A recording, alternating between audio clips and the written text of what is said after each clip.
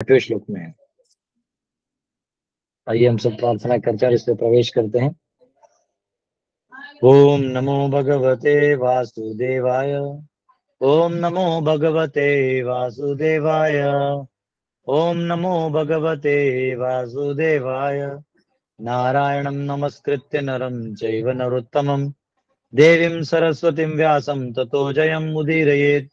नष्टप्रायेषु भद्रेषु नित्यं भागवत सेवया भगवती उत्तम श्लोके भक्तिर्भवति नैष्टिकी। कृष्णाय वासुदेवाय देवकी नंदनाय च नंदगोपकुमाराय गोविंदाय नमो नमः। हरे कृष्ण कृष्ण कृष्ण हरे हरे हरे राम राम राम हरे हरे। ओम अज्ञानतिमिरन्धस्य ज्ञानाञ्जनशलाकया चक्षुरुन्मिलितं तस्मै श्रीगुरुवे नमः। नमामि विष्णुपदाय कृष्णपृष्ठाभितले श्रीमते भक्तिवेदान्तस्वामिनिधि नमस्ते सरस्वतीदेवी गौरवाणी प्रचारिणे निर्विशेष शून्यवादी पाश्चात्य देशतारिणे। जय श्री कृष्ण चैतन्य प्रभु नित्यानंद श्री अद्वैत गदाधर शिवासदि गौर भक्तवृंद। हरे कृष्णा कृष्णा कृष्णा हरे हरे हरे राम राम राम हरे हरे। हरे कृष्णा। तो हम सब ने ये देखा था कि बहुत सारे पर्सनालिटीज जो बहुत एलिवेटेड हैं, स्पिरिचुअली एडवांस्ड हैं, सोशली रिकग्नाइजेबल और अपलॉडेड हैं, और ऐसे पर्सनालिटीज वहां भीष्मदेव के जो पासिंग का समय था, यानी जाने का समय था, जब उन्होंने निर्णय लिया था कि उत्तरायण में जाएंगे, उस समय उनका दर्शन करने इतने सारी पर्सनालिटीज आ गए। तो यहाँ पे अभी और कुछ पर्सनालिटीज बचे जिनका अगले श्लोक में वर्णन है, तो इनका हम सब वर्णन सुनते हैं। बाकी जो था हमने 3 सेशन उनके बारे में सुन लिए थे कि 8वें श्लोक में और भी कुछ पर्सनालिटीज हैं जिनके बारे में बताए गए हैं। एक्चुअली इन पर्सनालिटीज के बारे में जानने से हमें ये फायदा होगा कि हमें समझ में आएगा कि ये यूनिवर्स केवल एक छोटा सा कोई हमारा, जैसे कई बार लोग ये भी कह दो कि दूसरे प्लैनेट्स में जीव रहते हैं, तो लोग स्वीकार नहीं कर पाते। उन्हें ये स्वीकार ही नहीं होता कि लाइक मनुष्य की तरह और भी कहीं हो सकता है। इसलिए प्रभुपाद ने एक बुक लिखा था, easy journey to other planets, अन्य ग्रहों की सुगम यात्रा। तो जैसे इधर भी शरीर है लोगों को, वहां भी शरीर होता है, वहां भी इच्छाएं होती हैं, यहाँ भी होती हैं। तो यहाँ पे अलग अलग प्लैनेट्स में घूमने वाले पर्सनालिटीज भी हैं अभी, जो स्पेस और टाइम का ट्रैवल कर लेते हैं। यहाँ हम लोग टाइम मशीन बनाने की बात कर रहे हैं और ये ऐसे ही ट्रैवल करके आ जाते हैं। यहाँ हम दूसरे प्लैनेट्स में जाने की बात कर रहे हैं, यहाँ एक्चुअल क्वालिफिकेशन बताए गए हैं। ठीक है, तो हम लोग 8वां श्लोक श्रवण करते हैं। अन्ये च मुनयो ब्रह्मन् ब्रह्मरातादयो मलः शिष्यैरूपेता जग्मुः कश्यपाङ्गिरसादयः। And many others like Shukadeva Goswami and other purified souls, Kashyapa and Angiras, and others, all accompanied by their respective disciples, arrived there. तो इसमें और एक इम्पोर्टेंट फैक्टर है कि जब ऐसे पर्सनालिटीज जाते हैं तो अपने डिसाइपल्स को भी लेके जाते हैं। तो ऐसे गुरुओं से और ऐसे बड़ों से एसोसिएट होने का एक फायदा ये है कि आपको बड़ों का एक्सेस मिलता है और मर्सी मिलता है। तो ये बहुत इम्पोर्टेंट फैक्टर है। हमारे गुरु महाराज, एक बार मैंने उनको बताया था कि मैंने कैसे भुवनेश्वर प्रभु का वृंदावन में सेवा किया, तो मैंने उनको ऐसे ही बताया था। तो महाराज जी जाते जाते नहीं बोला, when you serve great devotees with humility the mercy automatically follows. तो ये मैंने बताया था। ओके, तो यहाँ पे प्रथम पर्सनालिटी सुखदेव गोस्वामी है, जिनको यहाँ पे ब्रह्मरात करके बताया गया है। हाँ?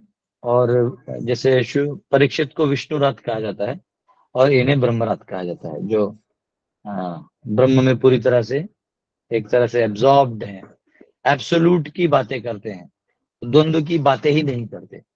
आपको कैसे पता चलता है कि कोई एब्सोल्यूट नेचर का है?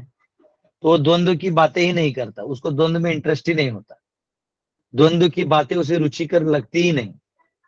और जहां एब्सोल्यूट की बातें होती है, जो न बदलने वाली चीज, वहां बड़ा रुचि रखता है। तो इसलिए इनको ब्रह्मरात कहा गया है। तो ये श्रील व्यास देव जी के पुत्र हैं। इनके बारे में हमने फर्स्ट कुछ चैप्टर थे 2 और 3 में हमने इनके बारे में पढ़ा कि कैसे ये जब जन्म लिए तो 14 महीने के बाद ये सीधा गर्भ से निकल के बाहर ही चलने लगे, आ ही नहीं रहे थे बाहर। सॉरी, बहुत साल, 14 साल, महीना नहीं, ये आ ही नहीं रहे थे बाहर, क्योंकि कह रहे थे कि माया है बहुत बाहर, मैं नहीं आऊंगा। तब फिर भगवान कृष्ण के आश्वासन से एग्री करके फिर वो निकले। तो व्यासदेव ने अपने कुछ शिष्यों को भेजा और जानबूझ के कुछ भागवत के ऐसे श्लोक सुनाए उनको, जिससे उन्हें आकर्षण हो भागवत के प्रति। तो ये सुखदेव गोस्वामी ने सुनते ही वापिस कहा किन से सुनना है, तो उनके ही पिता के बारे में पता चला। तो एक गुरु के रूप में उनको स्वीकार करके उनके नीचे बैठ के उन्होंने उस भागवत का श्रवण किया, जिसको बाद में जाकर उन्होंने परीक्षित को सुनाया। और तो ये यहाँ केवल पिता ही नहीं थे, अभी तो व्यासदेव सुखदेव गोस्वामी के गुरु भी थे। और उन्होंने व्यासदेव ने उनको महाभारत और रामायण, महाभारत और श्रीमद् भागवतम श्रवण करवाया।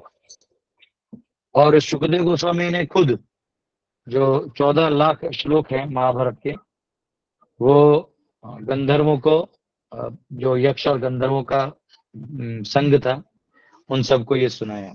एक्चुअली ये सारे लोकों में, भूलोक में, भौम स्वर्ग में, भूवर लोक में, स्वर्ग लोक में, सब जगह भागवत कथा होती है। भगवान जहां जहां अवतार लेते हैं और अवतरित होते हैं, वो चर्चा होती है। तो यहीं धरातल पे ही होते है। ये जो हमारा भारत वर्ष है ना, और इसमें भारत खंड है, यहीं भगवान बहुत लीला करते हैं। और यहाँ का वर्णन भौम स्वर्ग में और ऊपर वाले स्वर्गों में भी होता है, सोचिए। क्योंकि भगवान जो है वो वहां कहीं अवतरित होते ही नहीं, क्योंकि वो भोग योनि है।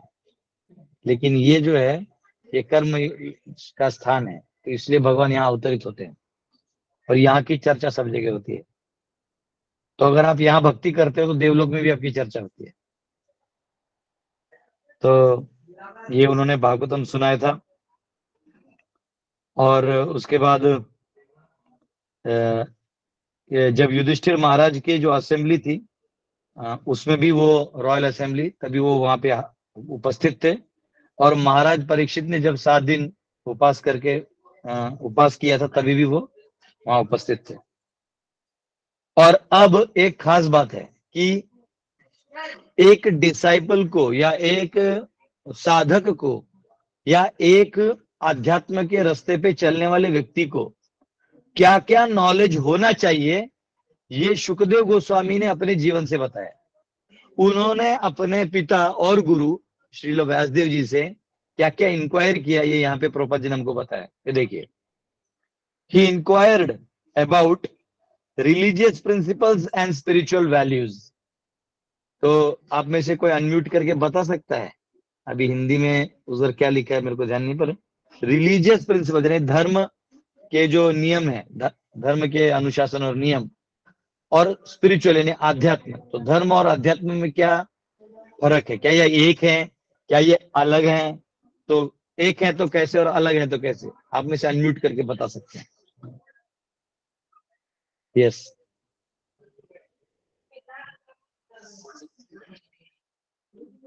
धर्म और अध्यात्म। हरे कृष्णा प्रभु जी। बोलिए। दंडवत प्रणाम प्रभु जी। प्रभु जी प्रयास कर रहा हूँ आंसर देने का। अध्यात्म जो है वो आत्मा का भगवान से जो रिलेशन है, उस रिलेशन के बेस्ड पे कार्य, और धर्म जो है वो आत्मा का, जीवात्मा का बाकी जीवात्मा से जो रिलेशन है उसके बेस्ड पे जो कार्य होगा, उसको धर्म बोलो। आपका अध्यात्म का आंसर काफी सही है। उसमें आपको अगर दोनों आंसर मिला के 100 मार्क्स देने, तो उसका 50 पे 50 मिलेगा।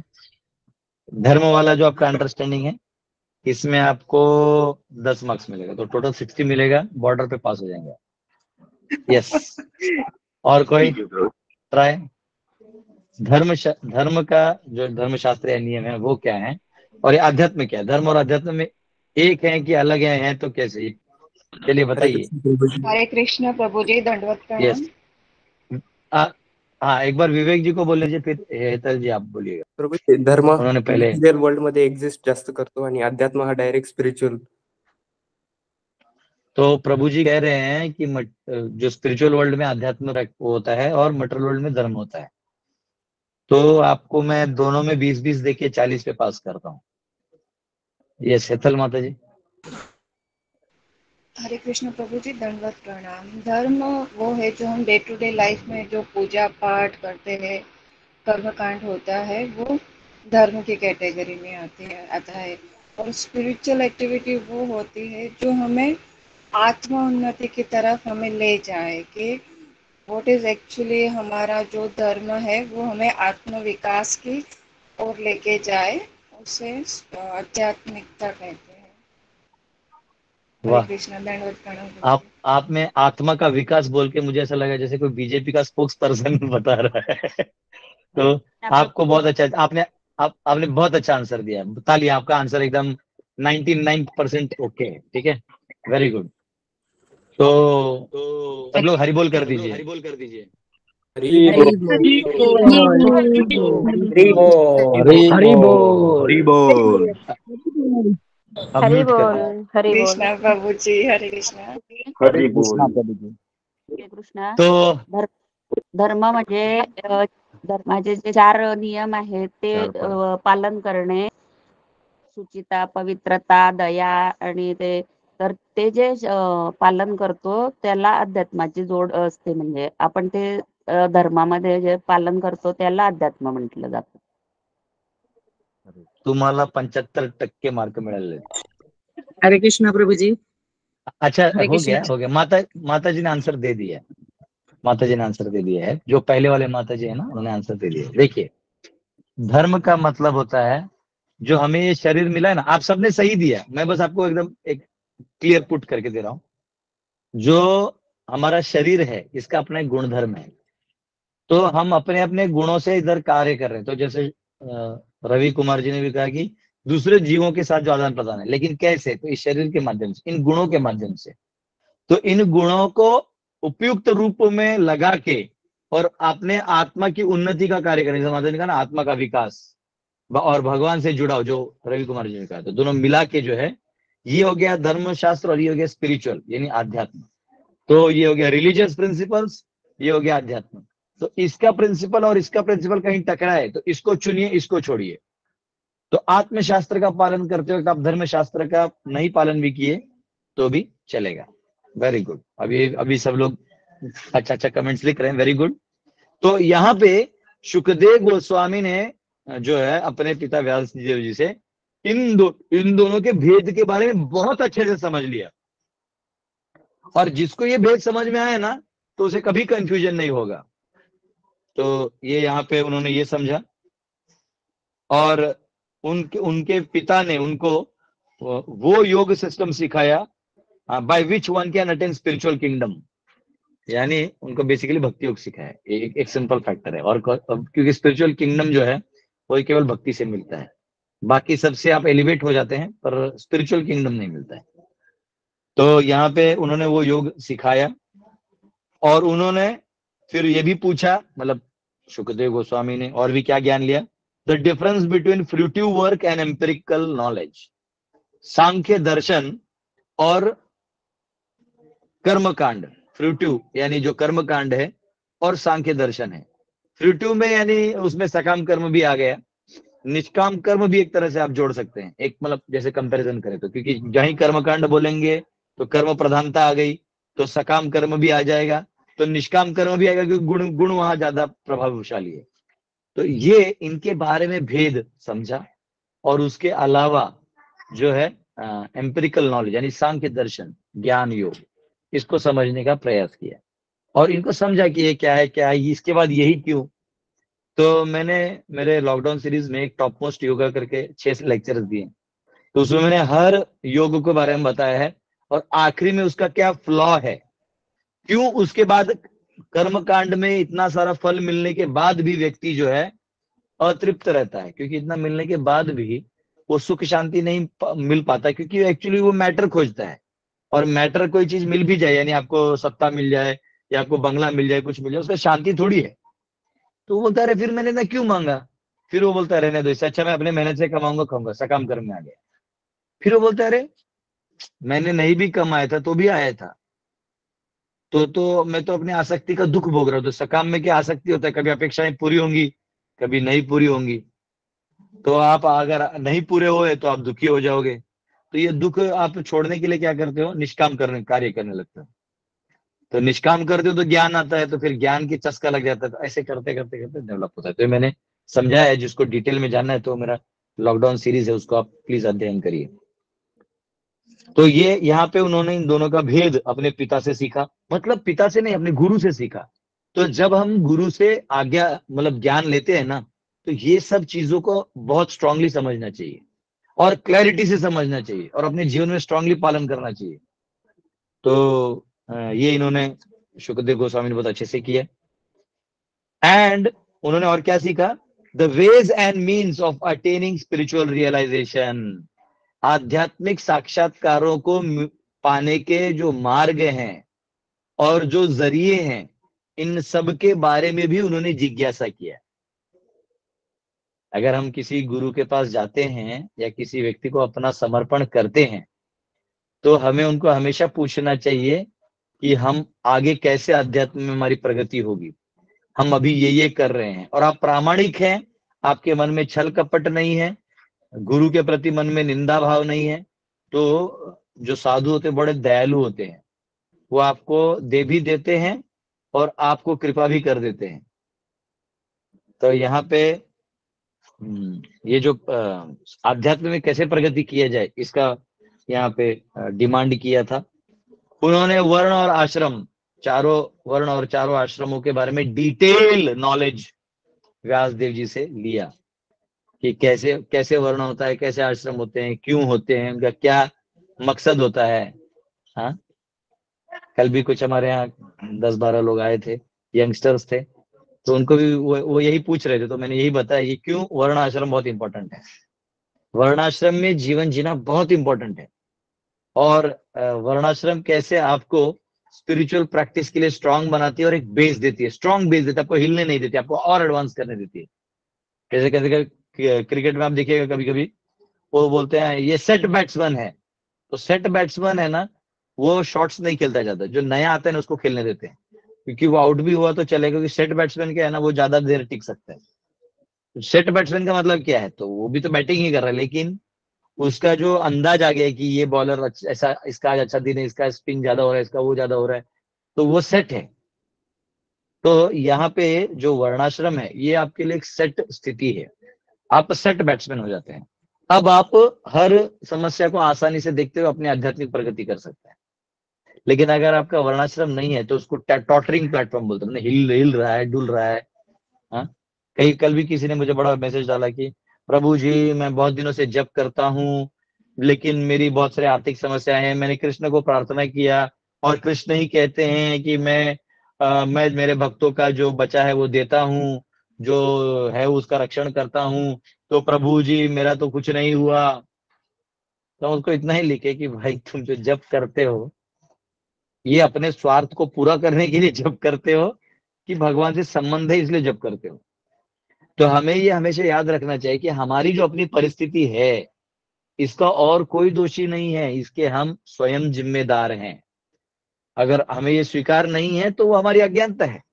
हमारे पास उतना ही चीज आ सकता है जो हमने किया है। आपने कहीं चोरी की है तो पुलिस आपके दरवाजे पे आएगी, आपको अरेस्ट करके ले जाएगी। अगर जज ने दिया है मतलब आपने कुछ किया है ना, कुछ प्रूफ्स मिले हैं, नहीं हम नहीं मानेंगे, नहीं मानने से क्या होगा। वैसे प्रारब्ध कर्मा जो है वो बराबर आपको अपने अपराधों का दंड देती है। आपको याद भी नहीं आपने क्या क्या किया है, वो बराबर देखे जाते हैं ताकि आप सुधर जाओ। तो ये अलग से प्रोसेस चलते रहेगा, लेकिन हमारा भगवान से जो संबंध है ये प्रोसेस भक्ति है।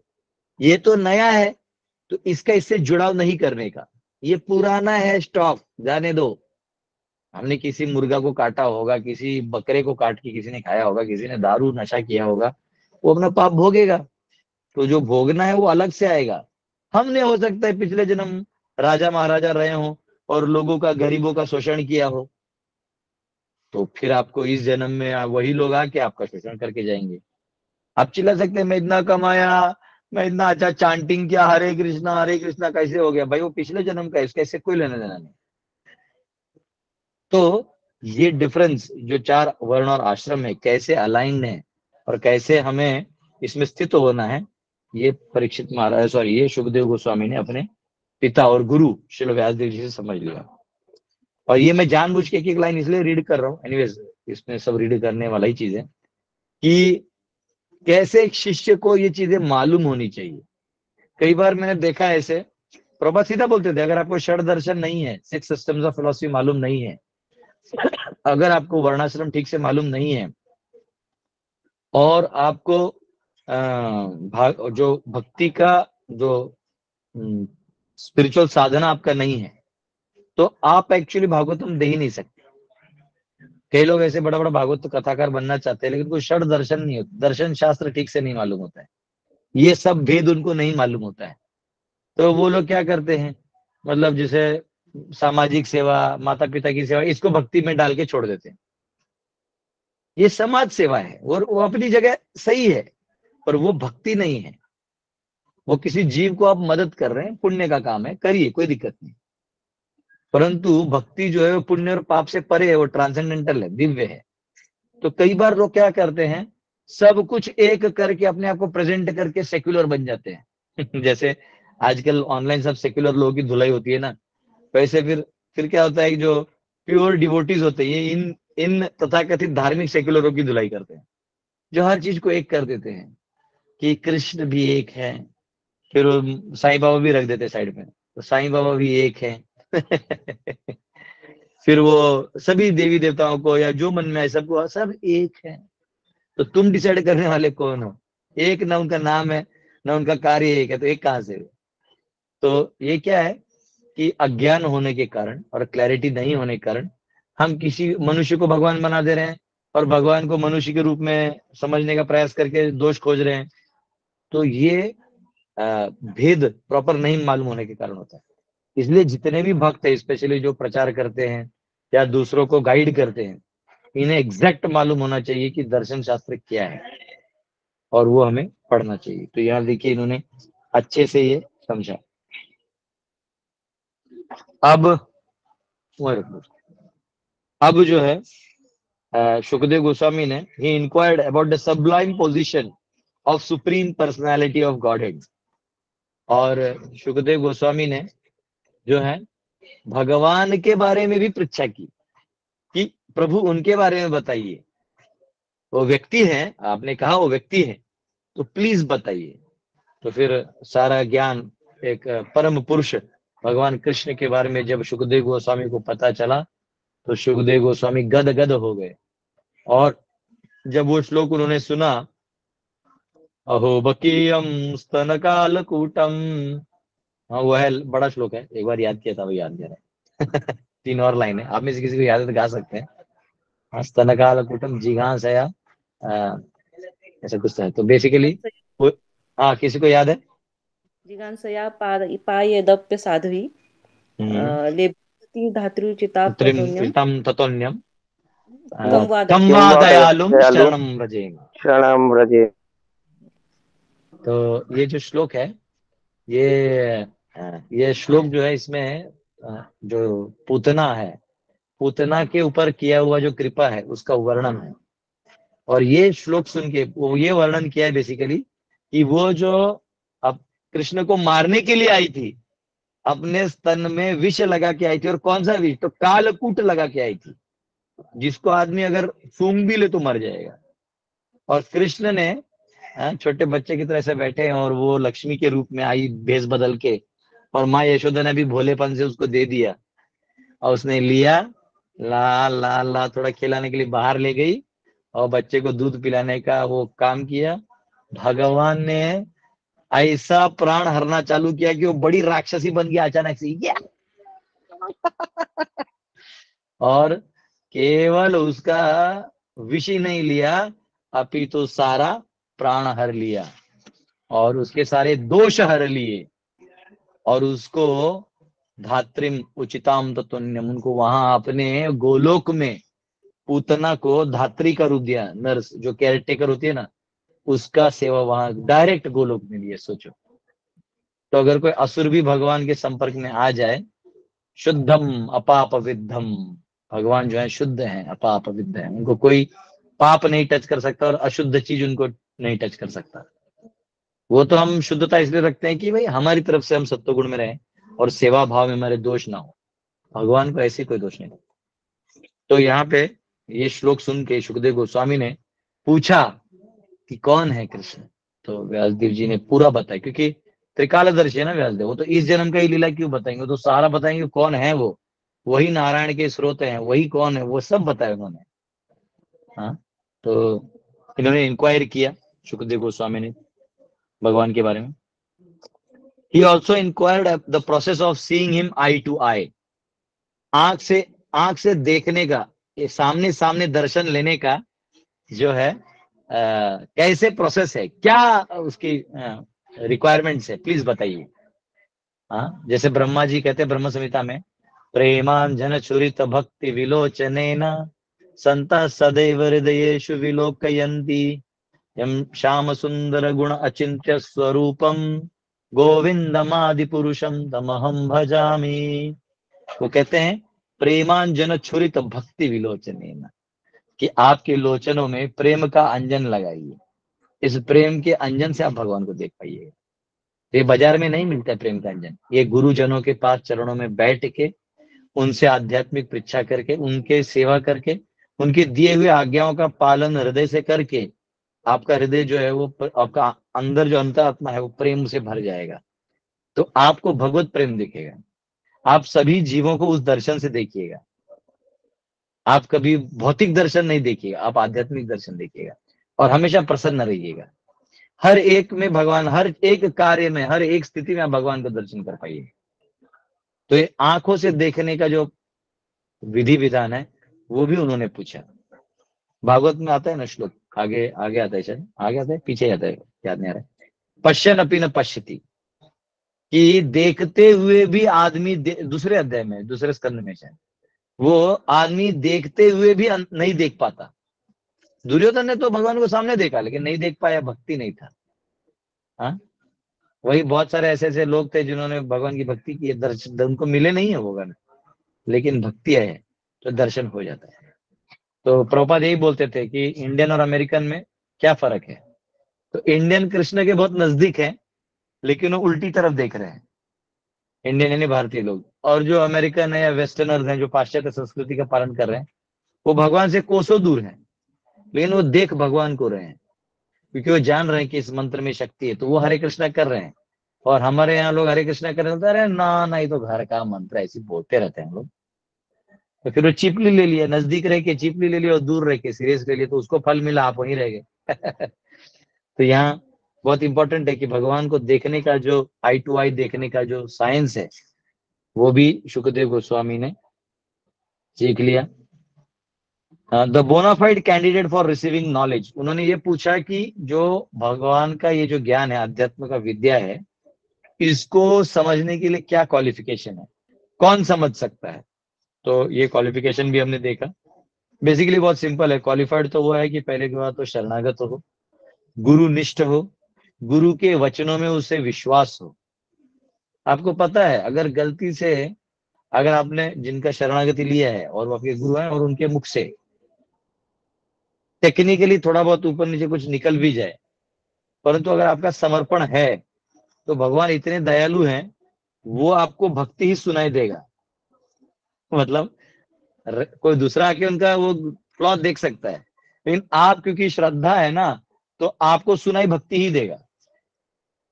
ऐसा है, कई बार होता है कि जैसे कोई कुछ बोल दिया तो वो टेक्निकली मतलब साउंड करे कुछ गलत है, लेकिन आपको, आपका भाव एकदम सही है ना, तो आपको उसमें भक्ति सुना देगा। हाँ, हमारे गुरुजी ने क्या पॉइंट कहा है, आपको ऐसा लगेगा। तो आप ये बोल क्या रहे और आप सुन क्या रहे, इसके बीच में फेथ है, तो भगवान देखते इसके हृदय में फेथ है, तो उसको सुनाई वो भाव में वही देता है जो अच्छा चीज है। तो ये एक बड़ा साइंस है, सबको पता नहीं है। हाँ? तो यहाँ पे उन्होंने कौन शिष्य है इसके गुणों के बारे में भी चर्चा किया। हाँ, सविज्ञानार्थम गुरुम एवाभिगच्छेत्, जो अपने गुरु के चरणों में बैठ के इस ज्ञान को अर्जन करे और समर्पण रूप से करे। यानी गुरुजी, कभी कभी क्या होता है, एक होता है फिलोसॉफिकल नॉलेज, यानी जो कागजी नॉलेज है जिसको बोर्ड पे आप डायग्राम बना के बना सकते हैं, एक होता है शरणागति। जैसे मैंने भी बहुत सारा गीता क्लास दिया, तो उसमें लोग पढ़ते हैं, थैंक यू भी बोलते हैं, जो भी, पर वो उसके अलावा डिवोटी जो बने हैं और जो सेवा करते हैं, जो बोलते हैं फिर हमारे लिए सेवा दीजिए, और उनको सेवा देने के बाद जो आनंद आता है ना, वो इसके 1000 गुना आगे रहता है। तो एक हो गया नॉलेज, दिमाग को भर लिया, और एक है कि अपने जीवन शैली को ऐसा ढाला है कि वो भक्ति में हो जाए, तब वो जो मल्टीप्लाई हो जाता है, वो जो आनंद है वो। तो ये कह रहे हैं कि एक्चुअल डिसाइपल कौन है। एक बार एक कोई तो स्टूडेंट थे, वो बोले कि मैं आपका प्रभु जी डायहार्ड फैन हूँ, ये हूँ वो हूँ, और आप अमेजिंग लेक्चर है, फलाना हो जो बोले ना। बोला ठीक है, वेरी गुड। तब मैंने टेस्ट किया, मैंने बोला मैं एक कॉस्मोलॉजी का मॉडल बना रहा हूँ, उसमें थोड़ा एक 2-3 सर्कल्स बनाने हैं और कुछ छोटा मोटा बनाना है, मैं आपको एक रफ बना के देता हूँ, आप अपने पास किसी पेज पे ड्राइंग बना के, और क्योंकि आप इंजीनियर हो ही, तो मुझे उसका फोटो खींच के भेज दो, मुझे स्टूडेंट्स को देना है। तो इमीडिएटली जो आलसी पना था उस व्यक्ति के अंदर वो बाहर आ गया। बोले नहीं नहीं, एक्चुअली मैं बोला तो ज्ञान ले लिया, समर्पण नहीं है। तो इसलिए पहले गुरुकुल में लोग रहा करते थे, क्योंकि वहां गुरु के सामने रहते हैं ना, तो समर्पण के सिवाय ऑप्शन भी नहीं है। आजकल लोग क्या करते हैं, रूम में बैठे रहते हैं, यूट्यूब देखते रहते हैं, इसका सुन लिया उसका सुन लिया, कान भर लिया और दिमाग भर लिया। लेकिन हृदय तब भरेगा जब आप सेवा करिएगा। तो गुरु से सेवा मांगना चाहिए। और हमें जैसे आप मंदिर में जा रहे हैं, कहीं आप किसी सेंटर से कनेक्टेड है, भक्तों के समुदाय से कनेक्टेड है, तो वहां सेवा करना चाहिए। कुछ नहीं तो खुद कोई सेवा डिक्लेयर कर लीजिए। लेकिन भक्तिमय सेवा करिए, अन्यथा वो अंदर जो ज्ञान आया है वो फिर मरने के बाद वो हमारे ब्रेन सेल्स के साथ जल जाएगा। लेकिन जिसको हम सेवा करके अंदर लाएंगे साक्षात्कार में, आत्मा को जगाएगा, वो हमें अगले अगले जन्म में मिल जाएगा। तो कैपिटलाइज करिए, समझे, ये इंपॉर्टेंट है। फिर उन्होंने सांख्य दर्शन, कंसिडरेशन ऑफ द 5 एलिमेंट्स, पंच महाभूतों के बारे में विस्तृत जानकारी लिया। उसके बाद the unique position of intelligence, और बुद्धि का, क्योंकि बुद्धि जो है वो मन को नियंत्रित करता है, मन जो है वो इंद्रियों को नियंत्रित करते हैं। तो बुद्धि का क्या स्थान है और बुद्धि कितना उपयुक्त है, ये उसके बारे में अपने पिताजी से उन्होंने सवाल जवाब किया। The consciousness of material nature and living entity, 13वां अध्याय जो है, उन्होंने पूछा ये प्रकृति क्या है, ये कैसे कार्य करती है, जीव कैसे इस प्रकृति में कार्य करता है, कैसे निकलता है, कैसे बंधता है। तो ये सारा उन्होंने अपने पिताजी से पूछा, व्यासदेव जी से। और वो उन्होंने ये भी पूछा कि what are the symptoms of the self realise soul, एक आत्म साक्षात्कारी पुरुष जो है उसके क्या चिन्ह हैं, क्या उसके लक्षण हैं। आत्म साक्षात्कारी कोई पुरुष है, क्या लक्षण है। जो ये आपको सवाल अर्जुन ने भी पूछा था, प्रजाहाति यदा कामान, कि जो आपका का भाषा स्थितस्य, कैसे वो बैठता है, कैसे बोलता है, कैसे चलता है, ये सारे सवाल अर्जुन ने पूछे थे। और भगवान ने 54 से लेकर 72 तक उसका जवाब दिया। तो उसको आप श्रवण भी कर सकते हैं, उसे बहुत अच्छे से दिया है कि कैसे वो अपने इंद्रियों को तभी एंगेज करता है जहां वो देखता है कि भगवत कार्य हो रहा है, अन्यथा वो कछुए की तरह उसको अंदर कर देता है। हाँ, और तो अपनी चेतना को वहां खुला छोड़ो जहां उन्नति हो, आध्यात्मिक उन्नति हो, अन्यथा उसको शांत रखो। वहां मौन रहना ज्यादा अच्छा है। जैसे जड़ भरत थे, उनको पता चला ज्यादा हीरो बनेंगे तो माया देवी फंसा देती है, तो शांति, बस इस बार केवल भजन चिंतन करना है, बाकी कुछ करना ही नहीं है। तो वैसे कैसे रहते हैं ये पूछा उन्होंने, बड़े बड़े संत महात्मा।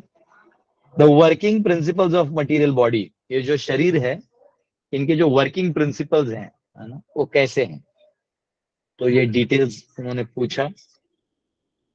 बेसिकली उन्होंने सब सिलेबस कवर कर लिया यूनिवर्सिटी का, psychology, geology, politics, spirituality, anatomy, सब कर लिया। और 9 भी बज गया, हमारे ध्यान में नहीं, पर ये जरूरी है क्योंकि पता चलेगा। हाँ, फिर उसके बाद उन्होंने पूछा the symptoms of influential modes of nature, ये जो 3 गुण हैं इनके बारे में उन्होंने अपने पिता से परीक्षा की।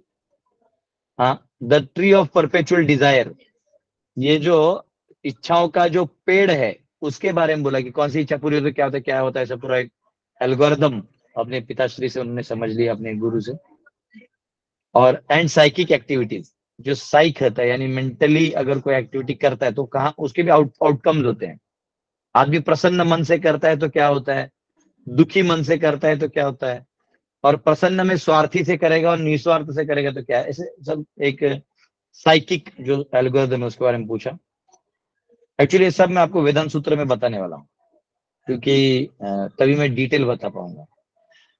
Sometimes he went to sun planet with the permission of his father and Narad ji. तो सुखदेव गोस्वामी कई बार सूर्य ग्रहों पे भी जाके आ जाते थे। देखिए हमको सूर्य यहाँ से अग्नि अग्नि दिखता है लेकिन है वो सूर्य ही, तप है, तो उनका हीट इस शरीर को फील होता है। एक्चुअली जब आप मेंटल स्टेट से जाते हैं तो आपको वहां का शरीर मिल जाता है और आपको हीट नहीं लगता, वो रिलेटिव चीज है, तो वहां आपको हीट नहीं लगता। तो ये वहां गए थे। At last he attend transcendental realm, और उनका अलग अलग नाम है, अरण्य, अरुणिसूत, वैयासाकी एंड व्यासात्मज। तो ये 4 अलग नाम भी है उनके, ये हमने देखा। ब्रह्मरात भी उनका एक नाम है। इस प्रकार हमने आज केवल सुखदेव गोस्वामी की महिमा का ही चर्चा किया, और मैं सोच रहा हूँ कि आगे के 2 आप पढ़ सकते हैं, पर रहने दीजिए, हम कल उसका चर्चा करेंगे। प्रभुपाद जी ने परपोर्ट में लिखा है और एक एक लाइन लिखा है, तो मैं उसको बाईपास नहीं करना चाहता। मैं हमेशा चाहता हूँ कि प्रभुपाद जी ने लिखा है उनको एक एक जितना हम समझा पाए उतना समझाएंगे। तो कल हम सब मिलेंगे, और किसी का कोई क्वेश्चन है तो पूछ सकते हैं। दंडवत प्रणाम प्रभु। जी प्रभु। हरे नासिक से राहुल राहुल भगत बात कर रहे हैं। राहुल भगत, हाँ अभी मुझे सिद्धि प्राप्त हो गया, अब मैं आवाज से पता कर लेता हूँ। बोलिए प्रभु, मेरी एक विनती है कि आप वो धर्म और अध्यात्म का फिर से थोड़ा सा ब्रीफ में बताइए ना प्लीज, थोड़ा पल्ले नहीं पड़ा वो पहली बार सुन। बता रहा हूँ। देखिए ये दोनों एक भी हैं अलग भी हैं, अचिंत भेद अभेद है। कैसे? तो आध्यात्म यानी प्योर स्पिरिचुअलिटी, आपको और भगवान का जो रिलेशन में कार्य है उसको करना, वो ट्रांसेंडेंटल प्लेटफॉर्म है, ट्रांसेंडेंटल है, 3 गुणों से परे है। और धर्म जो है वो दोनों जगह है, जहां धर्म का मतलब होता है गुण धर्म यानी क्वालिटी। तो शरीर का गुण है जो हमारे अंतःकरण है, इसका जो चित्त है आत्मा का जो कॉन्शियसनेस है मन बुद्धि अहंकार से पास होता है, तो इसका जो मिश्रण है अंतःकरण कहा जाता है। तो जो अंतःकरण है इसमें किसी का बुद्धि तीक्ष्ण है तो किसी का मन तीक्ष्ण है, तो ये एक परम्यूटेशन कॉम्बिनेशन है, ये गुणों से भी इन्फ्लुएंस होता है। तो ये हम सबका अलग है, आपका अलग है, मेरा अलग है। जैसे आपने सवाल पूछ लिया, ये आपका स्वभाव है तो आपने पूछ लिया। ऐसे बहुत सारे लोग हैं जिनको नहीं समझा, लेकिन शर्म आता है कि नहीं कैसे पूछेंगे, फिर प्रभु जी को लगा देखो हमें नहीं आता है। तो ये उनका गुण वैसा है, इसलिए वो पूछ नहीं पा रहे हैं। समझ रहे हैं? या आपको लग रहा है कि नहीं मुझे समझा लेकिन शायद कुछ लोगों को नहीं समझा तो मैं पूछ लेता हूँ। तो ऐसे अलग अलग गुण है, तो एक ही इंस्टेंस के इतने सारे रिएक्शन हो सकते हैं। लेकिन आपको संतुष्टि कब मिलेगी? जब आप अपने गुणों से वहां प्रेजेंट करेंगे। आपको लगा है पूछना, आपने पूछ दिया, फल क्यों? आप नहीं पूछोगे तो ऐसा लगेगा मैं पूछ सकता था, उफ अब मैं नहीं पूछ पाऊंगा, कल अलग अलग टॉपिक होगा, ऐसा होने लगेगा। तो आपको जो नेचर है वो आपको परेशान करने लगेगा। तो उस समय आपके नेचर से काम करना बहुत इंपॉर्टेंट है, और नेचर से काम करके कैसे परफेक्ट रहना, इसके लिए धर्म है। तो वर्णाश्रम धर्म है और हमारे कर्तव्य हैं। तो ये सब कैसे करना है, इनके भी नियम कानून है, उसको कहते हैं धर्मशास्त्र। तो वहां पे हमारा बॉडी आ गया, लेकिन जो इधर हमारा बॉडी के साथ साथ आत्मा का भी गुण धर्म है। तो आत्मा के बिना तो शरीर है नहीं, तो आत्मा के उद्धार के लिए ना इस धर्म को पालन कर रहे हैं। तो उसमें जो उसके जो नियम धर्म, कुछ ऐसे भी नियम है जिससे आपका इधर का भी उन्नति होगा। तो ये धर्मशास्त्र हो गए। तो कॉमन पॉइंट वैसे आ गया, अब यहां से आध्यात्म यहां से बड़ा होगा। तो कॉमन पॉइंट में एक जगह आध्यात्म भी धर्म है और एक जगह धर्म भी आध्यात्म है, लेकिन वो कॉमन पॉइंट है जहां पे आप ये मानते हैं कि हम ये आत्मा की उन्नति के लिए कर रहे हैं। लेकिन आत्मा की उन्नति के लिए जो प्रोसेस है भगवान के पास पहुंचने का, उस प्रोसेस को आध्यात्म कहते हैं। ठीक है? तो ये उसके रूल्स अलग हैं, यानी उसके स्पिरिचुअल जो योगा वगैरह है वो रूल्स है। तो ये आपको थोड़ा समझा होगा, नहीं समझेगा तो आ जाएगा धीरे धीरे। धन्यवाद प्रभु। और आपने अभी हाँ, बोला, एक उल्लेख किया है, जो प्रचार हाँ, करता है उसको दर्शन शास्त्र अच्छे से पता होना चाहिए। तो भागवत बराबर। में तो भागवत तो पढ़ना चाहिए, पर और भी कोई संदर्भ ग्रंथ है क्या उसके? ऐसे है प्रभु जी कि 6 सिस्टम्स ऑफ फिलोसफी करके आता है, वो आपको कोई भी स्कॉलर से मिल जाएगा, या आप ऑनलाइन भी पढ़ सकते हो, ऑनलाइन भी गूगल में मिलेगा आपको। बेसिकली ऐसा नहीं कि आपको बहुत बड़ा पीएचडी होना है, लेकिन आपको सारे 6 सिस्टम से भेद करते आना चाहिए। यानी जब कोई बात करे, जैसे मैं आपको बताता हूँ, एक कोई तो भक्त थे, उन्होंने, मैं नए थे लॉकडाउन में, तो वो जैसा होता है ना, मैंने कुछ भेज दिया तो वो लोग भी भेज देते हैं। तो वो भक्त नहीं थे बोल सकते, लेकिन मतलब वो एक थोड़े जुड़ गए थे, तो उनका ऐसा था कि हाँ मुझे कुछ मिल गया, मैं प्रभु जी को भेजूंगा। तो उन्होंने क्या किया, एक कोई है, एक किसी और मठ के माता जी जो सन्यासी हैं, तो उन्होंने, मतलब हरे कृष्ण नहीं, किसी और मठ से, धार्मिक है, हिंदू है, तो वो माता जी ने ज्ञान के बारे में बताया कि अल्टीमेट नॉलेज है, और नॉलेज चाहिए, तो नॉलेज अगर चाहिए तो आपको भक्ति करना चाहिए, तो भक्ति को पीछे कर दिया, नॉलेज ज्ञान को आगे कर दिया। तो एनीवेज वो माता जी का चंदन जैसे लगा, तो उससे मैं समझ गया कि ये ज्ञान मार्ग है, तो कोई दिक्कत नहीं, वो अपनी अपनी जगह सब सही है, अपना अपना प्रयास कर रहे हैं, भगवान प्रामाणिकता को कृपा करते हैं, ठीक। अब ये माता जी है जो खुद एक अच्छे वैष्णव परंपरा से बिलोंग करती थी, लेकिन इसने क्या कहा, जिसने मुझे ये वीडियो भेजा, कहा कि देखिए देखिए, इन्होंने आपके चैतन्य महाप्रभु की स्तुति की है।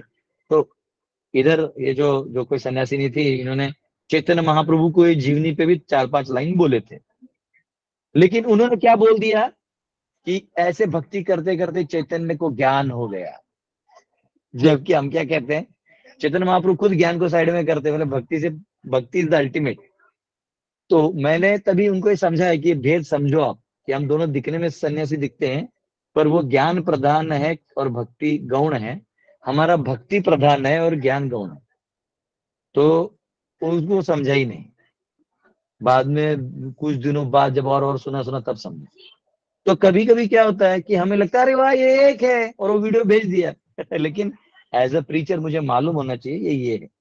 अब मैंने उसको 4 बार नहीं 5 बार समझाया, फिर भी, क्योंकि मैं नहीं समझाऊंगा तो कल वो मैं भी लेके वही बोलना चालू कर दूंगा। तो ये डिफरेंस हमें मालूम होना चाहिए कि जो अभी हुआ है वो ज्ञान प्रदान है, कर्म प्रदान है, और सांख्य प्रदान है, दर्शन क्या है, उसमें आउटकम क्या है। दर्शन शास्त्र मतलब आप किस दृष्टि से उसको देखते हैं, तो निम्न दृष्टि से देखेंगे तो आपका रिजल्ट भी निम्न आएगा।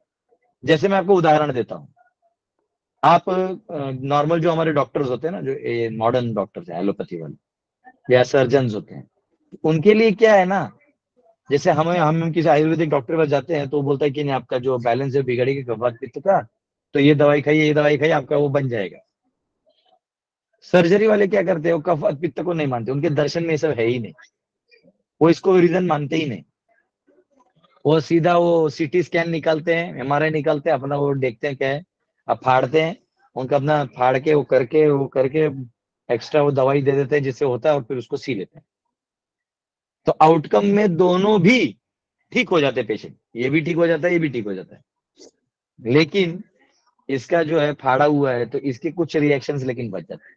अब लेकिन दोनों के दर्शन में क्या है कि अगर ये मर जाए जो डॉक्टर वाला है, तो वो ऑर्गन डोनेशन आप दे दीजिए, अब मर ही गया है तो उसका भला होगा और 4 लोगों का भला होगा। वो उनमें कोई धार्मिक एंगल है ही नहीं, उनका है कि भाई मर रहा है तो इसका जितना पुर्जा है ले लो साइन मार के। तो ये उनका मेंटेलिटी है। जबकि एक आयुर्वेदिक व्यक्ति जब प्राण छोड़ने का समय आ जाए, ऐसा लगे ये छोड़ दे, तो झूठ मूठ का वेंटिलेटर लगा के वो काम नहीं करते, तो वो उसको वैल्यू देते हैं जीव को, कि ये जीव है, कुछ भी है तो ये जीव है, प्रणाम करते हैं। और वहां पे बता देते परिवार को इनके पास 7 दिन है, आप कथा श्रवण करें, ब्राह्मणों को बुलाएं और इनको अध्यात्म में इनको प्रवेश कराएं। और जो मरने वाला रहता है उसको भी पता रहता है कि 7 दिन है, तो वो भी संत महात्मा से अच्छा सुनता है, और बड़ी बड़ी जो आकांक्षाएं हैं, जो आध्यात्मिक आकांक्षाएं हैं, उसको वो अंदर लेता है, आत्मसात करता है। तो ये बहुत इंपॉर्टेंट फैक्टर है कि आप एक्चुअली क्या दर्शन से जी रहे हैं।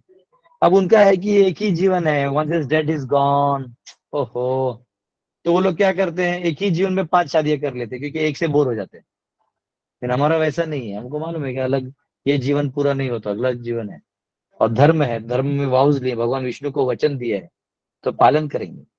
तो फर्क है, दर्शन अलग तो आउटपुट भी अलग। तो ये ऐसा है। तो जब हम व्यास आसन पे बैठते हैं तो हमें मालूम होना चाहिए आज जो मैंने लेक्चर दिया वो भक्ति प्रधान था कि ज्ञान प्रधान था कि टाइम पास प्रधान था। ये इंपॉर्टेंट। कई बार लोग कथा करते हैं, बैठते हैं और टाइम पास करते हैं, यहाँ वहां की बातें कर देंगे, वहां की यहाँ की बातें कर देंगे, तो भक्ति का कुछ है ही नहीं उसमें। तो ऐसा होता है। तो ये इंपॉर्टेंट है।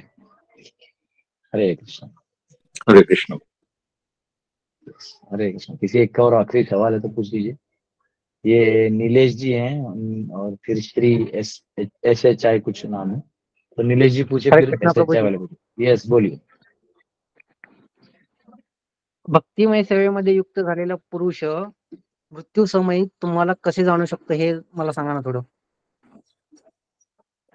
मतलब कोई, अच्छा वो भी पूछा है सुखदेव महाराज ने कि कोई मृत्यु के समय भक्ति में प्रगति है तो उसका कैसे पता चलेगा, यही ना? हाँ, यस यस यस। ओके। तो देखिए, पहली बात तो वो अचानक से भी जाएगा या कष्ट में जाएगा, वो कैसे भी जा सकता है। जैसे कई लोग आराम से, मतलब पता है कि अब 2 दिन में जाने वाले हैं। कुछ लोग हैं जो मतलब पता नहीं है लेकिन अचानक से कुछ हार्ट में प्रॉब्लम आ गया, कुछ शरीर में प्रॉब्लम आ गया, वो जा सकते हैं। लेकिन आइदर केस वो अंत में तो भगवान का स्मरण करेगा। तो ऐसे लोगों का एक देखा गया है कि वो अंत में बहुत रिलैक्स हो जाते हैं। अंत में अगर उनको पता है कि जाने वाले हैं तो वो सब चीजों का जो भौतिक आसक्ति है उनका प्रॉपर ज्ञान में सब पार्किंग में रख देते हैं और केवल भगवान का श्रवण करते हुए, स्मरण करते हुए वो बस मुस्कुराते रहते हैं। अब बस अपने जाने का समय का इंतजार करते हैं। और जो पापी हैं या भक्ति नहीं कर रहे हैं तो वो लोग बड़े कष्ट में रहते हैं क्योंकि उनको जाना नहीं होता है। तो इसलिए शांत होते हैं और मुस्कुरा सकते हैं जो जाने वाला व्यक्ति है। और ऐसे कोई गारंटी नहीं है, अगर कोई किसी का शरीर भी डिफॉर्म है, कोई एक्सीडेंट में भी चला गया, ऐसे भी चला गया, लेकिन भक्त है तो एक बार कोई भक्ति कर रहा है ना तो उसका कैसा मतलब शरीर छूटेगा इसका कोई रूल नहीं है। तो वो एक है कि वो पुनर्जन्म तो लेगा नहीं, पर एंड के सिम्टम्स उसमें ढूंढने मुश्किल हो जाएंगे अगर कोई अचानक से जाता है। पर वो जाने से पहले, यानी भगवान उसको ले जाने से पहले, उसके मुख से वो ऐसे कुछ बोल जाएगा जो कई बार उसे भी पता नहीं होगा और बहुत वैल्यूएबल होगा। और मैंने ये भी देखा है कि कई लोगों का बॉडी जो है ग्लो करता है, पर ये कंपलसरी नहीं है, पर बॉडी ग्लो करता है, तेज आता है अगर आपने आध्यात्मिक रूप से अपना जीवन जिया हो तो। हाँ, तो ये सब कुछ सिम्टम्स हैं जो मरने से पहले दिखाई देते हैं। उस व्यक्ति को अचानक से संसारिक वैराग्य आने लगता है और भगवान की आंखों से आंसू आते रहते हैं, चिंतन में लगा रहता है ना, और भगवान से प्रार्थना करता रहता है, तो वो भी भाव दिखने लगते हैं। ऐसा है, मुझे इतना ही पता है। हरे कृष्णा। हरे कृष्णा, दंडवत प्रणाम। यस, SHI जिनका कुछ नाम है, ब्राउन कलर में ऐसे आप पूछ सकते हैं।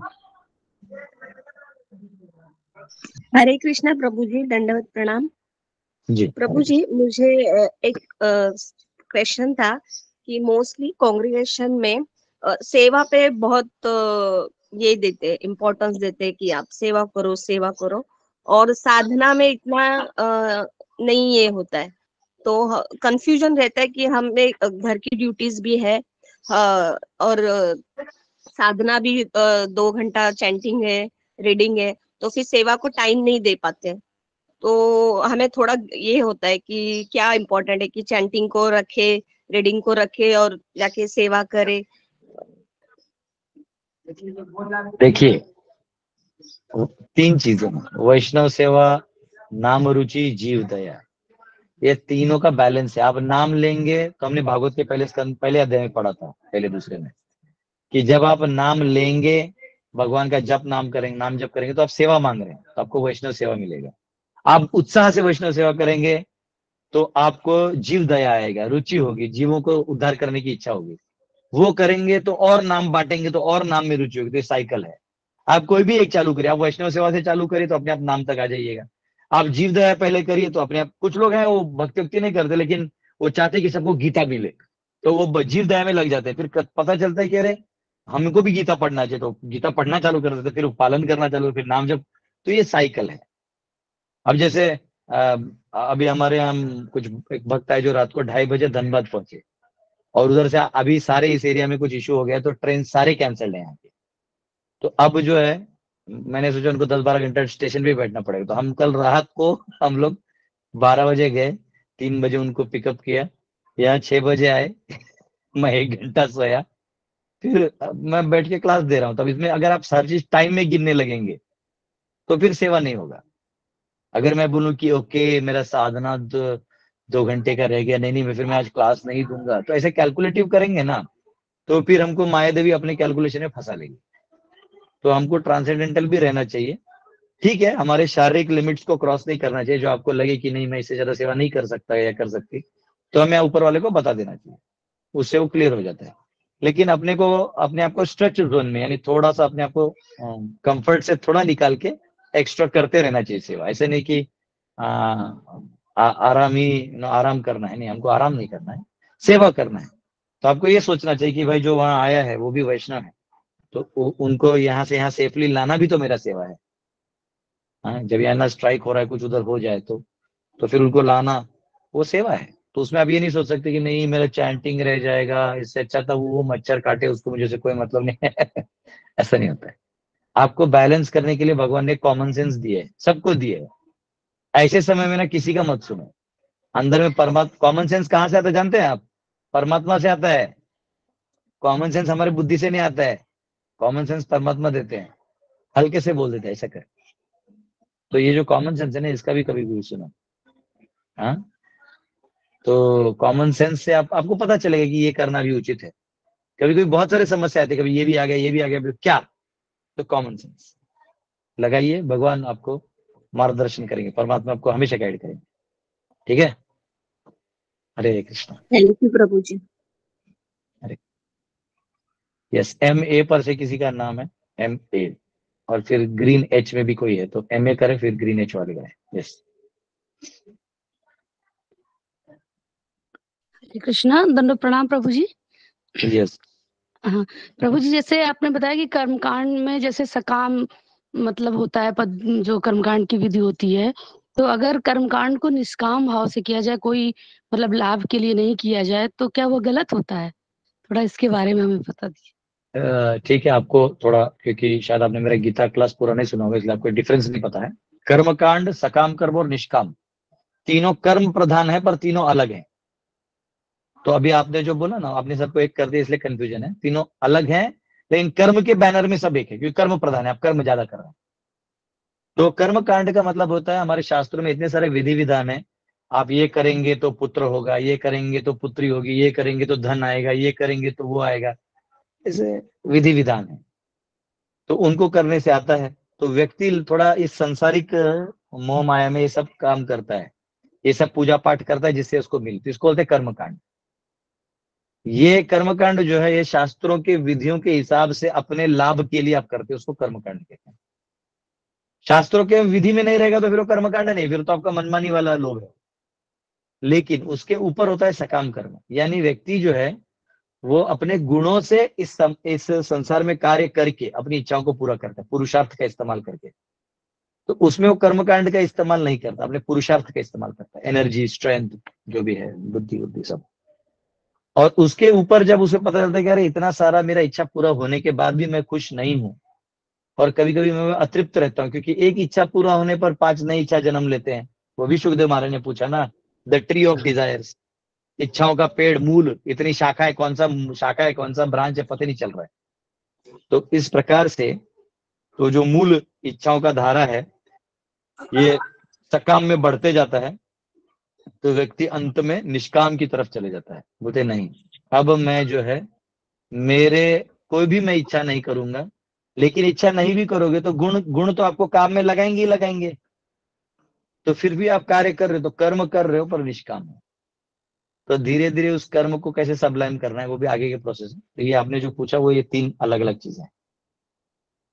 जी धन्यवाद प्रभु जी। हरे कृष्ण। हरे कृष्ण। ओके, ग्रीन H से किसी का हाथ है, और फिर आरती माता, ये 2 क्वेश्चन लेके हम लोग एंड कर देंगे। यस, ग्रीन H में जो है, चलो ग्रीन H में जो है वो गायब हो गए हैं। तो हरे कृष्ण प्रभु जी, दंडवत प्रणाम। ओ आ गए आप, वेरी गुड, हरि बोल। प्रभु जी, अभी का जो ये जो यूट्यूब में, इंस्टाग्राम में जो रील्स और स्पिरिचुअल मैसेजेस जो सब आते हैं, तो जो लोग भक्ति करते हैं ज़्यादा वर्षों से, तो फिर कुछ लोग ऐसे यूट्यूब से, गूगल से, इंस्टाग्राम से रील्स देख के नॉलेज स्प्रेड कर रहे हैं, तो वो सुन के बहुत लोग ऐसा बोलते हैं कि हमको तो सब पता है करके, ये कुछ से करने की ज़रूरत नहीं है, सब ऑनलाइन अवेलेबल रहता है। तो उनका नॉलेज तो फिर जड़ता वाला होता है ना, कि वो कभी भी आर्गुमेंट कर देते हैं। तो ऐसा फिर होता है कि हमने जो इतने वर्षों से हम कर रहे हैं और ये लोग बता रहे हैं, तो फिर कुछ मूल्य रहता है या नहीं रहता है? आपको बताऊं क्या, कोई भी चीज सही हुआ है कि नहीं, उसको लिटमस टेस्ट होता है, यानी आपको चेक करना पड़ता है सही है। तो कैसे करेंगे? हमारे इसमें कोई अच्छे से भक्ति कर रहा है तो कैसे पता चलेगा?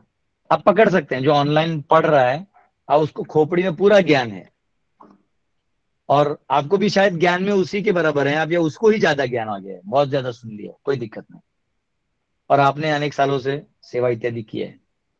अब आप मुझे बताइए, क्या टेस्ट प्रमाणित, कैसे प्रमाणित? दो लोग सामने खड़े हैं, सवाल जवाब किया तो ये ज्यादा अच्छा जवाब दे रहा है, कैसे टेस्ट करेंगे बताइए? 1 लाख रुपए इनाम दूंगा, कोई भी जवाब दे सकता है। यस, सेवा जो करेगा वो ज्यादा फल पाएगा। ठीक है, सेवा तो वो भी करिए, ज्यादा होगी प्रभु जी। शरणागति ज्यादा होगी, वो गुरु लाइफ में साधु अप्लाई नहीं कर पाता। जो कृष्ण भावना में रहेगा वो नहीं नहीं नहीं, वो आप कैसे जाएंगे ना, वो कृष्ण भावना में है नहीं है, आपको नहीं पता, ये भी है नहीं, दोनों सामने आ गए। अब जैसे मैं हूँ, प्रैक्टिकल में कितना यूज करेगा प्रभु जी? एक में अहंकार ज्यादा होगा।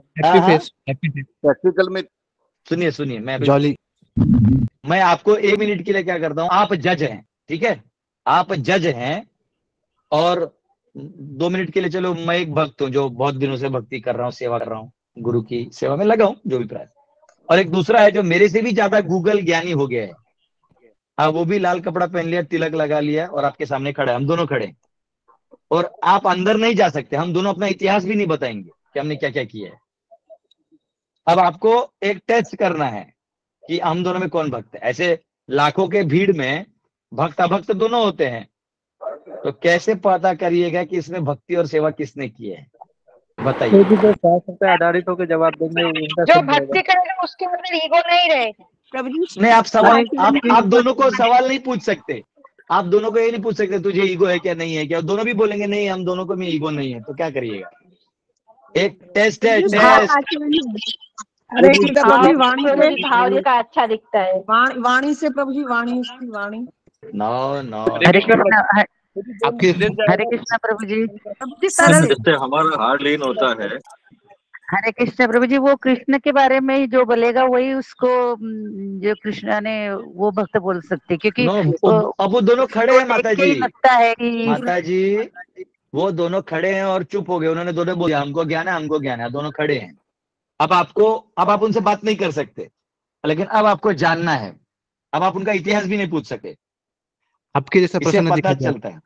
आपके जैसा प्रश्न हरे कृष्ण प्रभु जी, अपने प्रभु जी उनके फेस से में impression से प्रथम भक्त जो रहता है वो उसको देख के ही अन्य समझता है कि ये कृष्ण भावना वाली व्यक्ति है। चलिए हम आप 2 लोगों में तो चेहरा देख सकते हैं, लेकिन समझो 1 लाख लोग भीड़ में है, और कुछ लोग गूगल ज्ञानी है और कुछ लोग सेवा किए हैं, जैसे बहुत सेवा किए हैं, गुरु का आश्रय इत्यादि इत्यादि।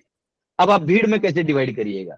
क्या करिएगा कि डिवाइड हो जाएगा? आपको पता चलेगा कि ये जो भक्त हैं ये भक्त हैं, ये गूगल बाबा का चेला है। बताइए प्रभु जी, हरे कृष्ण प्रभु जी। हरे कृष्ण प्रभु जी, हम लेने से पहले दूसरे को देना सीखेंगे, दूसरे को देंगे। नहीं, टेस्ट नहीं है ये तो बहुत बड़ा लेंदी प्रोसेस है। प्रभु जैसे कंठी माला से समझ में आता है ना, कंठी माला पहनते हैं। अरे कंठी माला तो कोई भी पहन लेगा माता जी, ये 100 रुपए का आता है, कोई भी पहन लेगा। और यहाँ देखिए बंगाल में तो कंटी पहन के मछली खाते लोग। और अगर हरे चैंटिंग कृष्ण कर प्रभु रहे जी, हैं जब हरे तो कृष्ण बात कृष्ण करेंगे प्रभु जी, तो वो भगवान खुद ही रास्ता दिखाएंगे प्रभु जी। प्रभु जी सब लोग म्यूट करिए, सब लोग म्यूट करिए। भगवान रास्ता आपका आपका आपका भाई जवाब देगा। श्रीनाथ जी, बस श्रीनाथ जी प्रभु ही एक जवाब देंगे, बाद में मैं दूंगा। ये श्रीनाथ जी प्रभु जी आप 1 लाख रुपया देने को बोले इसलिए मैं बोल एकदम प्रभु जी। भाव देखना पड़ेगा, किसमें भाव कैसा है, उसका स्माइलिंग फेस है कि एक्सिडली है उसके फेस के ऊपर। 1 लाख लोगों में किस किस का चेहरा देखिएगा। आप स्टेज पे खड़े हैं, 1 लाख लोग आपके सामने हैं, अंधेरे में दिख भी नहीं रहे आपको, आधे लोग दिख भी नहीं रहे आपको। बोला रामेश्वर वाघ प्रभु ने कहा, कीर्तन में डांस जो करेगा, जो भाव विभोर होके नाच पाएगा ना, समझ रहे हैं, उसको आप हटा सकते हो। जो गूगल ज्ञानी है ना, वो नाच नहीं पाएगा, क्योंकि उसको भगवान के प्रति प्रीति नहीं है। तो नाम में प्रीति नहीं होगी, नाम रुचि नहीं होगी, तो वो नाच ही नहीं पाएगा। बस करताल ले लो, आप कीर्तन चालू कर दो, 1 घंटा कीर्तन करो, वो आखिरी तक नाचेगा, ये भाग जाएगा। ये थोड़ा देर एक्टिंग करेगा कि मुझे नाचना चाहिए, हाँ, फिर भाग जाएगा। तो अब क्या है, रामेश्वर वाघ प्रभु को क्या हुआ, वो टाइम आउट हो गया था, मैं दे देता पर वेरी गुड, वेरी गुड। तो आपको हरि बोल। मैं हर बार कोई बहाना बनाता हूँ बख्शिश नहीं देने का। तो मैं क्या करूंगा, जिस दिन मेरा माता लक्ष्मी से मुलाकात होगा तो मैं उनको बोलूंगा, देखिए लक्ष्मी जी, आपको पता है किसने क्या जवाब दिया, मैंने किसको क्या प्रॉमिस किया, उसका दे दो। तो नहीं प्रभु, सबको दे दीजिए, सबको दे दीजिए, लक्ष्मी माता मिले तो आशीर्वाद दे दीजिएगा। तो आपको कई बार एक माता जी का प्रश्न था ना, जो चली गई बेचारी, वो दिख ही नहीं रही है, पर उनका यही सवाल था कि कुछ लोग प्रभु जी हूँ मैं। हाँ है ना, हाँ। तो जो कुछ लोग होते हैं वो गूगल से बहुत सारा ज्ञान ले लेते हैं, लेकिन जब समर्पण की बात आती है तो वो कर नहीं पाते। तो ये बहुत सिंपल फैक्टर। अभी जैसे हमारे गुरु ने हमको कहा कि बर्तन मांजो, मैंने 15 महीना बर्तन मांजे, ओनली बर्तन। मेरे को विम बार के साइजेस मालूम है, कितना पोंछना, कौन से कपड़े से पोंछना, कैसा रखना, किसमें क्या नहीं रखना, ये मतलब। तो इसमें कोई वो नहीं कि नहीं I am an engineer, how can I do this, no, ऐसा नहीं है। वो भगवान को समर्पित हो गए ना, तो पोछा मारना है तो पोछा भी मारो, और अगर सेवा जो इलाइट सेवा है तो इलाइट सेवा भी करो, कोई दिक्कत नहीं। भेद मत करो, don't get stuck to elite सेवा, don't get negated to lower form of तथाकथित दिखने वाला सेवा। झाड़ू पोछा करना है तो उन्हें भाग गए ना, ऐसे लोगों को मैंने देखा है, धीरे धीरे उनका हृदय जो है वो भक्ति से हट जाता है। तो इसलिए हमें बिना भेद के भगवान के हर सेवा को सेवा समझते हुए हमें करना चाहिए। ओके, ठीक है, ये सवाल हो गया। और आरती माता जी का एक सवाल था, बस इसके बाद हम लोग एंड कर देंगे। यस आरती माता। हरे कृष्ण प्रभु जी। यस, हरे कृष्णा। प्रभु जी आपसे पूछना था, जैसे भक्ति में आप गीता हम पढ़ रहे हैं, समझ रहे हैं, बहुत इंटरेस्ट आता है, समझते भी हैं और पता भी है ये करना है, और सारी सेवा करते करते यहाँ तक पहुंच गए, जो आपने लाइन वाइज बताया वो सब किया। लेकिन अभी क्या है कि अभी दिमाग में ये चीज रहता है कि इतना ज्ञान है इसके अंदर, कुंती माता ने क्या किया, भगवान कृष्ण ने क्या किया, मतलब सबका अपनी अपनी जगह क्या ड्यूटीज रही, सबने की। पर अभी दिमाग में ये चीज क्यों आती है कि इन सबको एक तरफ कर दो और सिर्फ नाम जाप, क्योंकि वही है जहां से भी हम घूम कर आएंगे, सिर्फ नाम जाप और कीर्तन और डांस, सिर्फ यही चीज दिमाग में क्यों आ रही है मेरे। अब ये लगता है आपकी क्लास लेती हूँ, दूसरे प्रभु जी की क्लास ले लेती हूँ, इंटरेस्ट जागता है, फिर उसके बाद लगता है सिर से पानी निकल गया, आरती सिर्फ जाप करो, जाप चैंटिंग, दिन रात चैंटिंग, सिर्फ वही निकलता है, सेवा करूंगी वही, कपड़े धोऊंगी वही, या बच्चों का कोई काम है वही, सिर्फ वही रहता है, यही है और कुछ नहीं है सच्चाई। ये करती भी है कि ऐसी बोल रही है? करती भी है ना आप तो अच्छे से जानते हैं। तो बताने की जरूरत नहीं, आप तो अच्छे से जानते नहीं, तो देखिए ऐसा है कि विभिन्न अंग हैं भक्ति के, अलग अलग विभिन्न अंग हैं, नवविधा भक्ति है।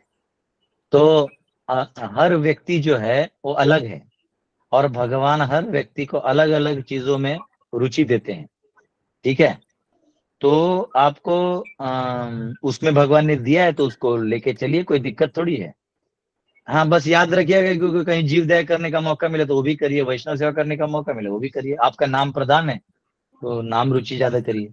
किसी को जीव दया करने की बड़ी इच्छा है, लेकिन इसका मतलब ये नहीं कि आप नाम नहीं लीजिएगा, नाम पे भी नहीं, आपको ध्यान देना है। कर रही हूँ, वो तो रहता ही है, जीव दया भी बस है, तो दूसरे कर्म भी हैं, पर बात पता नहीं बात अच्छे से भागवत जी में ऐसा लगता है अब कि क्या करूंगी ये सब समझ के। ऐसा लग रहा है कि क्यों क्या नहीं समझूं, नहीं नहीं नहीं हरि नाम में नहीं ही नहीं सब कुछ मेरे को मिल रहा है, फिर क्या ऐसा होगा, ये माया का ट्रिक है, ये माया का खेल है। माया क्या करती है, वो ऐसा बोलेगी, देख आरती अब तुझे किसी की जरूरत नहीं है क्योंकि तुम ही हो, तुम में ही सब कुछ है। नहीं और फिर आपको नहीं नहीं ऐसा माया बोलेगी, आप कुछ नहीं बोलिएगा, माया बोलेगी। जैसे मैं मेरा उदाहरण लेता हूँ क्योंकि माता लोग अपना उदाहरण दे देते तो मेरे बारे में बोल दिया ऐसा लगता है, तो मैं मेरा बता। तो समझो मैं लेक्चर देता हूँ तो कई लोग अप्रिशिएट करते हैं कि प्रभु जी आप बहुत अच्छे से समझाते हैं, तो मैं भी थोड़ा अंदर से खुश हो जाता हूँ। बाहर से फिर दूसरा मन बोलता है गदाधर ऐसा नहीं करने का, नो ऐसे हवा में मत जाओ, तुम अपना सेवा करते रहो। फिर बोलता है तो क्या हुआ, मेरा लेक्चर सच में अच्छा रहता है। अंदर से दूसरा हो जाता है। तो ये बैटल है। अगर मैं उसको ढील छोड़ दूं ना कि लोग बोल रहे हैं तो फिर क्या होगा, फिर एक दिन वो फीलिंग आएगा कि मैं सबसे ग्रेटेस्ट डिवोटी हूं, जबकि डिवोटी वर्ड का मतलब ये सबसे अपने आप को लोएस्ट फील करना। लेकिन वो उसमें माया देखो क्या कर देगी, मेरे को सबसे हाईएस्ट वाला फीलिंग देना चालू कर देगी। फिर मैं क्या करूंगा, फिर जो वस्तु मुझे लोग दे रहे हैं वो अपने भोग के लिए विचार करूंगा। किसी ने मुझे ड्राई फ्रूट दिया तो बच्चों में बांटने के बजाय मेरे लॉकर में रख दूंगा। किसी ने मुझे धन दिया तो अपना पहला सोचूंगा, बाकी जो मेरे सेवा या मेरे अंडर है उनका बाद में सोचूंगा, क्योंकि मेरे मन में मैं ग्रेट हो गया ना। तो धीरे धीरे फिर क्या होगा, फिर कोई एक माता जाएगी, प्रभु जी आप बहुत अच्छे, बोले ओ या, फिर खत्म। माया देवी बोलेगी आओ आओ आओ तुम्हें गिराते हैं। फिर माया देवी एक दिन बाहर ले जाएगी, ढच्चू कर देगी, हम भटक जाएंगे बाहर, और फिर पता चलेगा अरे मैं एक वंस अपॉन अ टाइम मैं डिवोटी था। तो ऐसे बहुत सारे केसेस मैंने अपने आंखों से देखे। तो फिलॉसफी के बुक ग्रंथों से तो सबको पता ही है। लेकिन अगर हम किसी भी भक्ति के अंग को चीपली ले लेंगे और किसी एक को प्रधान देके दूसरे के कंपैरिजन में करेंगे तो हम आध्यात्मिक लेवल पे काम नहीं करेंगे। आध्यात्म में कंपैरिजन नहीं होता, आध्यात्म में कंपैरिजन नहीं होता। अगर आपको नाम में रुचि है तो किसी वैष्णव को देख के आपको सेवा करने का मन करेगा ही करेगा। अगर आप नाम रुचि ले रहे हैं तो आप भागवत श्रवण किए बिना रह ही नहीं पाएंगे। अगर आपको ऐसा मन कर रहा है तो कुछ ना कुछ जरूर फॉल्टी है, वो आपको बहुत मनन करके निकालना होगा। आपको अपने मन को समझाना है कि ठीक है मेरा नाम में रुचि है, मैं भागवत सुनते सुनते नाम ले लूंगी, कोई दिक्कत नहीं। वैसे भी आपको कौन देख रहा है, यहाँ तो कोई दिखता ही नहीं। आप अपना ऐसे हाथ में मारा लीजिए, हरे कृष्णा कृष्ण, और यहाँ जो भी जिनका भी आप लेक्चर सुनते हैं या ऑनलाइन ऑफलाइन श्रवण कर लीजिए, क्या दिक्कत है, कान से तो जाता ही है। लेकिन कोई भी चीज को चीपली नहीं लेना चाहिए। हमें तीर्थ स्थानों में जाना चाहिए, हमें मथुरावास करना चाहिए, हमें तुलसी महारानी की सेवा करनी चाहिए। ये सब चीजें जो है, अंग जो है, इनमें से कोई होता है, कोई बहुत तुलसी महारानी की सेवा करने में विश्वास करता है, कोई प्रॉब्लम नहीं। लेकिन उसको नाम रुचि से अगर एलर्जी है तो वो गलत सिचुएशन में। तो ऐसा हो ही नहीं सकता। Once in love and forever in love.